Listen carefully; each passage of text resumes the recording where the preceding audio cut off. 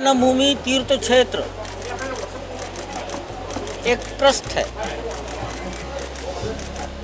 सामान्यतया 4 महीने में एक बार ट्रस्टीगण इकट्ठे बैठते हैं। समय समय पर आपस में मिलते रहते हैं, आवश्यक विषयों पर चर्चा होती रहती है। लेकिन संवैधानिक बैठक सामान्यतः हम एक साल में 3 बार कर लेते हैं। आज उसी के अंतर्गत बैठक थी। इसके पहले मार्च के महीने में बैठक हुई थी।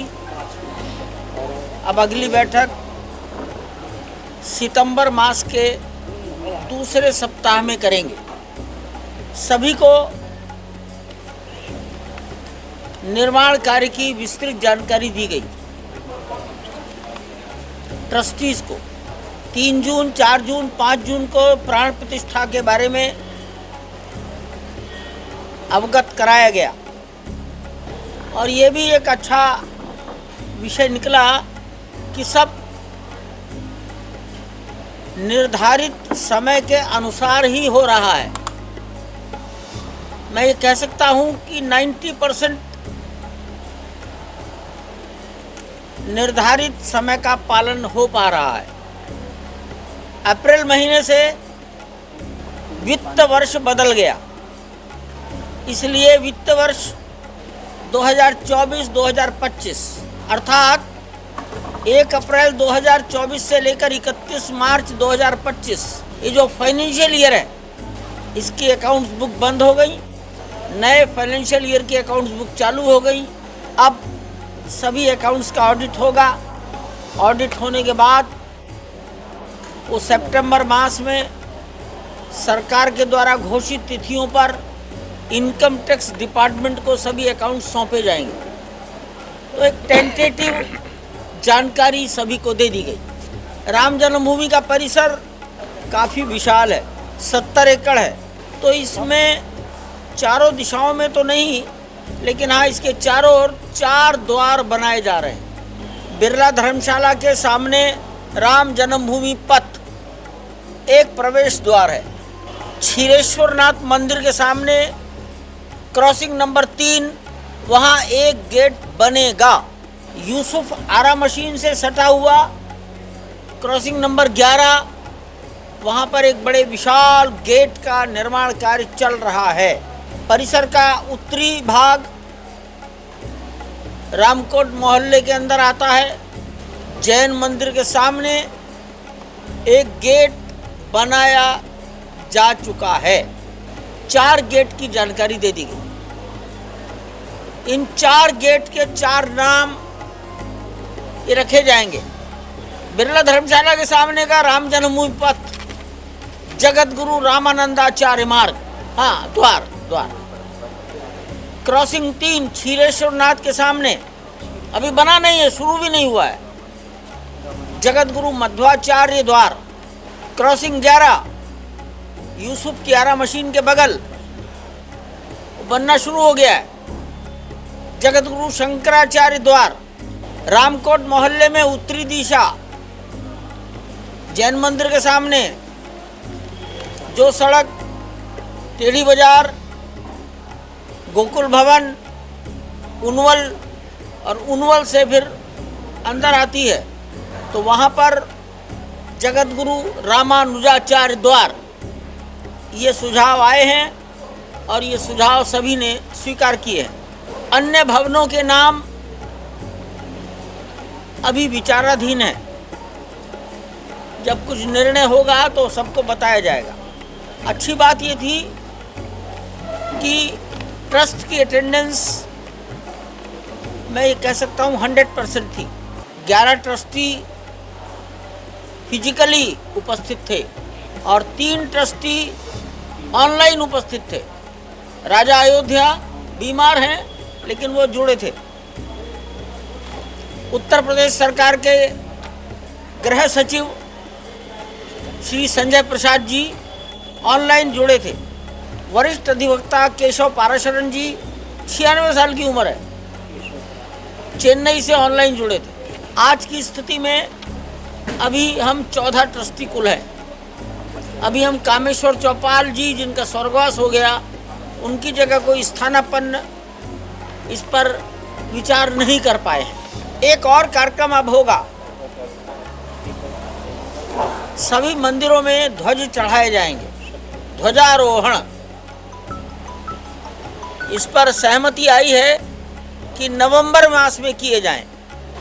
अभी तिथियां, इस पर कोई निर्णय नहीं हुआ है, अभी सुझाव है, लेकिन नवंबर मास मौसम की दृष्टि से सर्वोत्तम है। वर्षा काल खत्म, सर्दियां अधिक नहीं होंगी, सूर्य की किरणें अच्छी लगेंगी, शामियाने नहीं लगाने पड़ेंगे और धान की फसल भी घर में आ चुकी होगी। मेरे विचार से वो ज़्यादा अच्छा है। और हमारा परकोटा और मंदिर के बीच का मैदान, जिसको कोर्ट यार्ड कहा गया है, ऐसा लगता है वो पूरा हो जाएगा। शेष आज जानकारी दी गई कि यात्री सुविधा केंद्र वो तैयार हो गया है, वो काम कर रहा है, चालू है। कुबेर टीला तैयार हो गया है। सप्तमंडप, 4 ऋषि, निषादराज, शबरी और अहिल्या, इनके जो मंदिर हैं वो बन गए, पूर्ण हो गए, प्रतिमाएं स्थापित हो गई। शेष मुख्य मंदिर और परकोटा, सभी मंदिरों में कलश चढ़ गया, ध्वजदंड लग गए, मूर्तियों की स्थापना हो गई, प्राण प्रतिष्ठा भी हो गई, ये भी काम पूरे हो गए। Water treatment plant, sewer treatment plant, ये भी सब काम हो गया। कुछ काम बचे हैं, लगभग 4 किलोमीटर की बाउंड्री, 70 एकड़ के चारों ओर का बाउंड्री, वो बाउंड्री बहुत सुंदर और टिकाऊ, अधिक आयु की बने, ये सुझाव आया है। शेष एक ऑडिटोरियम, एक विश्राम गृह और ट्रस्ट के लिए एक ऑफिस, ये सब निर्माणाधीन है। हो सकता है 1 साल लग जाएगा उसको पूरा होने में।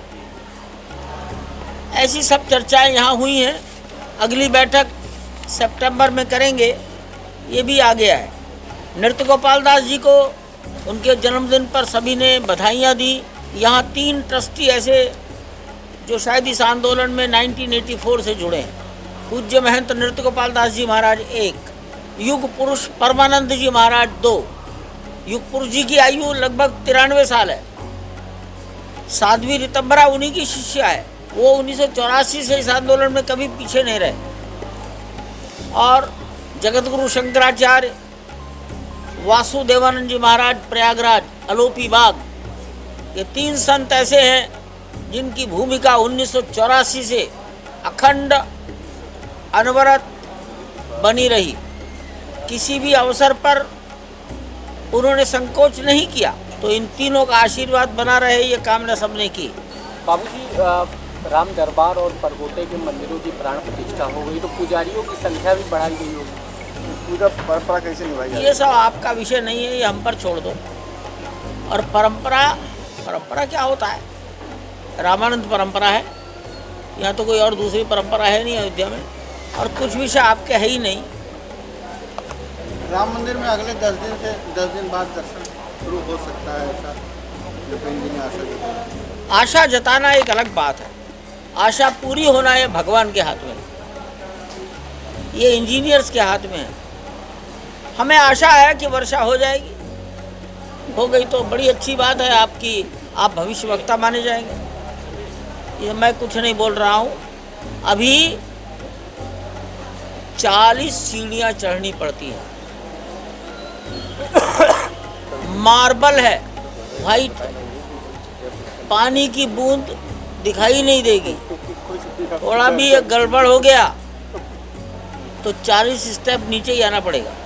पकड़ने का सहारा रेलिंग, इतनी ऊंची सीढ़ियों पर रेलिंग लगती है, अभी उसको लगने में 2-4 दिन, 8 दिन, 10 दिन तो समय लगेगा। वो समय लगेगा। तो रेलिंग लगना एक बात, लिफ्ट तैयार नहीं है, लिफ्ट को तैयार होने में और समय लगेगा, लेकिन बिना लिफ्ट के अगर रेलिंग लग जाएगी तो कुछ लोगों को राहत होगी। रैंप नहीं बना है तो व्हील चेयर से ऊपर नहीं जा सकते, व्हील चेयर तभी जाएगी जब लिफ्ट लग जाएगी, तो उसमें समय लगेगा। तो जिनके शरीर में घुटनों में क्षमता है वो जाएंगे, लेकिन लापरवाही ना हो जाए, पैर स्लिप ना हो जाए, तो कम से कम पकड़ने के लिए सहारा। और आप ये भी कह सकते हैं वो सहारा होगा और वो क्यू सिस्टम भी बना देगा, लाइन भी डिसिप्लिन मेंटेन कर देगा। इतना ही बस धैर्य रखना है। धन्यवाद।